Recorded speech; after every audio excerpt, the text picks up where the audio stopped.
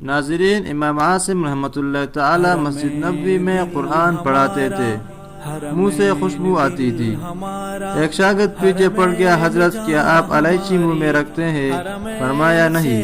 شاگرد نے کہا حضرت خوشبو آتی ہے۔ فرمایا میں تو کچھ نہیں رکھتا۔ اس نے کہا حضرت خوشبو آتی ہے۔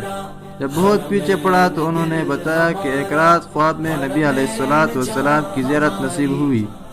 نبی علیہ السلام نے ارشاد فرمایا کہ عاصم، تم میری مسجد میں پورے دن قرآن پڑھتے اور پڑھاتے ہو، لاؤ میں تمہارے لب کو بوسہ دوں۔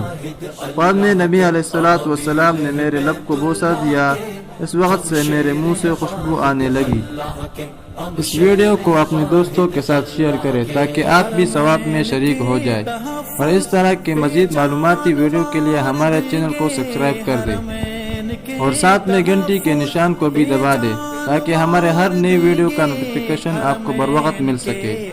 دوستو، یہ تھی آج کی ویڈیو، ملتے ہیں انشاءاللہ اگلے ویڈیو میں، تب تک کے لیے اللہ حافظ۔